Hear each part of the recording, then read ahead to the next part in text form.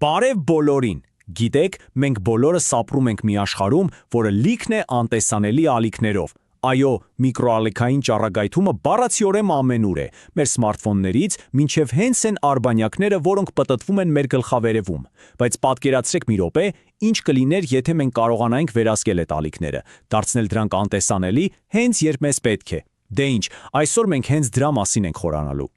Սա մի քիչ գիտաֆանտաստիկ ֆիլմի հարցի է նման, չէ՞։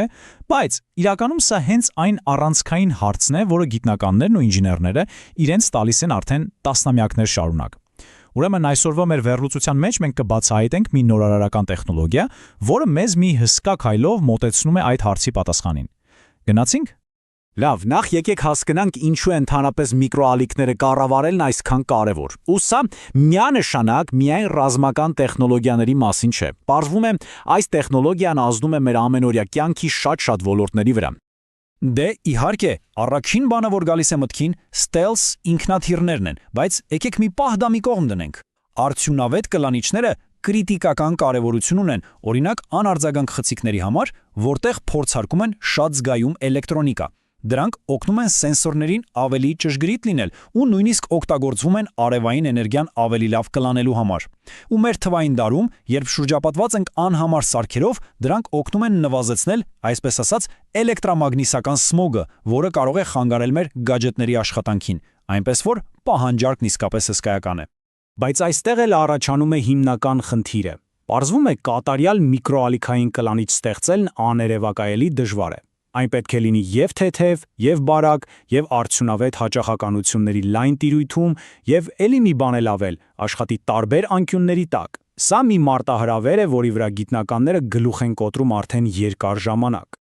Ամեն ինչ սկսվել է բավականին վաղուց Սոլսբերիի էկրանի կամ Յաոմանի կլանիչի նման նախագծերից։ Դրանք որոշ չափով աշխատում էին, բայց իհարկե ունեին իրենց լուրջ սահմանափակումները։ 2008-ին մի մեծ թռիչք եղավ, ստեղծվեց առաջին մետանյութային կլանիչը։ Մետանյութերն, եթե կարճ, արհեստականորեն ստեղծված կառուցվածքներ են, որոնք ունեն բնության մեջ չհանդիպող հատկություններ, հատուկ ստեղծված ալիքները կառավարելու համար։ Սա կարծես նոր դուր բացեց, բայց նույնիսկ այս գերժամանակակից նյութերն ունեին մի հիմնական թերություն։ Ու այդ թերությունը նրանց նեղաշերտ լինելն էր։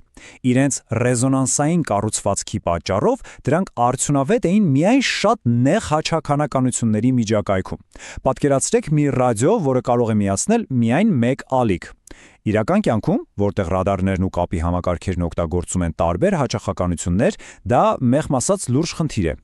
Ու հենց այստեղ է, որ բեմ է դուրս գալիս այն հետազոտությունը, որը մենք այսօր քննարկում ենք։ Գիտնականները գտել են մի զարմանալիորեն տարբերվող մոտեցում, որը լուծում է այս խնդիրը, օգտագործելով շատ պարզ, բայց իրոք հանճարեղ մի գաղափար։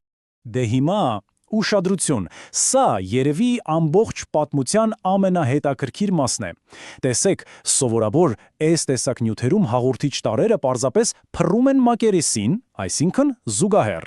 Բայց այս նոր դիզայնում հետազոտողներն արել են մի բան, որն առաջին հայացքից ուղղակի խելքին մոտ չի թվում։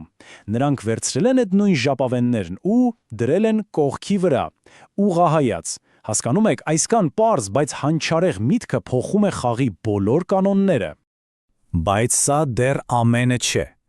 Երկրորդ առանցքային նորարարությունը հենց նյութի ընտրությունն է։ Մետաղի փոխարեն նրանք օգտագործել են գրաֆիտ։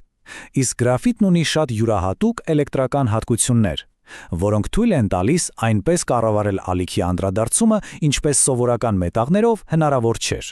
Իսկ գիտեք որն է ամենազարմանալին։ Այս բարդ թվացող տեխնոլոգիան ստեղծվում է համեմատաբար պարզ եղանակով։ Սկզբից գրաֆիտը քսում են հատուկ թիթեղի վրա, հետո դա կտրատում են բարակ շերտերի։ Դրանից հետո հիմքի վրա լազերով փոքրիկ ակոսներ են անում, ու գրաֆիտե շերտերը պարզապես մտցնում են այդ ակոսների մեջ։ Այս պարզությունը կարող է դառնալ լայնամասշտաբ արտադրության բանալին։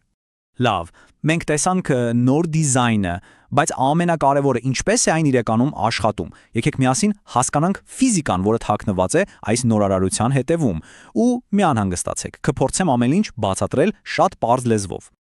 Ամբողջ գաղտնիքը պարզվում է թաքնված է այս երկու հասկացությունների մեջ՝ մագնիսական դաշտ և մռռկային հոսանքներ։ Հենց այս երևույթների փոխազդեցությունն էլ ստեղծվում է կլանման այսպիսի բարձր արդյունավետություն։ Լսեք, թե ինչ է ասվում հետազոտության մեջ։ Երբ միկրոալիքը հարվածում է մակերեսին, նրա մագնիսական դաշտը մխրճվում է ուղղահայաց դրված գրաֆիտե ժապավենների մեջ։ Պատկերացրեք, որ այդ ժապավենները խիտ անտառ են ալիքի համար։ Այդ անտառում ալիքի էներգիան ստիպում է էլեկտրոններին պտտվել շրջանաձև, ստեղծելով փոքրիկ մռռիկներ, որոնք կոչվում են մռռկային հոսանքներ։ Այս հոսանքները շփման նման ալիքի էներգիան վերածում են ջերմության։ Սա հենց ջոուլի կորուստն է։ Արդյունքը ալիքը ոչ անդրադառնում է, ոչ էլ անցնում, այն պարզապես կլանվում ու դառնում է ջերմություն։ Ու հիմա հասանք ամենահետաքրքիր մասին։ Լավ, բա իրականում ինչպիսի արդյունքներ է ցույց տվել այս նոր դիզայնը փորձարկումների ժամանակ։ Պատրաստվեք, որովհետև թվերը տպավորիչ են։ Այո, դուք ճիշտ եք տեսնում, 90%-ից ավելի այս նոր մետամակերեսը կլանում է միկրոալիքային էներգիայի ավելի քան 90%-ը, ընդ որում 8-ից 12 գիգահերց հաճախականությունների մի ամբողջ տիրույթում։ Սա իսկապես ապշեցուցիչ ցուցանիշ է։ Եկեք պարզ բացատրեմ այս աղյուսակը, որ բոլորս հասկանանք։ S21-ը, եթե պարզ ասենք, ցույց է տալիս, թե ալիքի որքան մասն է անցնում նյութի միջովը, իսկ S11-ը, թե որքանն է ետ թռչում կամ անդրադառնում։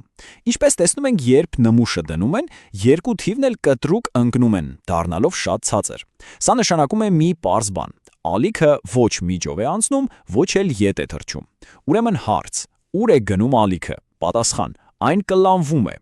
Բայց կա մի շատ կարևոր բան էլ։ Իրական կյանքում ալիքները միշտ չէ, որ ուղիղ 90 աստիճանով են հարվածում մակերեսին, չէ՞։ Ու այս նյութը զարմանալիորեն լավ է աշխատում նաև անկյան տակ։ Նույնիսկ 30 աստիճանի անկման դեպքում այն պահպանում է իր արդյունավետության մոտ 80%-ը, կորցնելով ընդամենը 10%։ Սա շատ կարևոր է գործնականում կիրառելու համար։ Դե ինչ, այս ամենը հաշվի առնելով, ինչ են նշանակում այս արդյունքները։ Իմ կարծիքով, մենք ականատես ենք մի տեխնոլոգիայի ծնունդի, որն իսկապես կարող է փոխել խաղի կանոնները բազմաթիվ ոլորտներում։ Եկեք արագ ամփոփենք, ուրեմն մենք ունենք մի նյութ, որը 90%-ից ավելի արդյունավետ է, աշխատում է հաճախականությունների լայն տիրույթում, թեթև է, բարակ է, հեշտ է արտադրվում եւ արդյունավետ է նույնիսկ անկյան տակ։ Այս բոլոր հատկանիշները միասին վերցրած, այս տեխնոլոգիան դարձնում են անչափ խոստումնալից, սկսած հաջորդ սերնդի անտեսանելի տեխնոլոգիաներից, վերջացրած մեր ամենօրյա էլեկտրոնիկայի բարելավմամբ։ Եվ սա մեզ բերում է մի վերջին, մտորելու տեղիք տվող հարցի։ Այսօր մենք խոսեցինք միկրոալիքների մասին, բայց եթե մենք սովորել ենք ալիքների մեկ տեսակը կառավարելու այս սկզբունքը, ինչ է մեզ սպասվում ապագայում։ Էլ ինչ բաներ կարող ենք սովորել դարձնել անտեսանելի, օգտագործելով նյութագիտության այսպիսի հանճարեղ լուծումներ։ Ապագան կարծես թե լի է աներևակայելի հնարավորություններով։ Շնորհակալություն։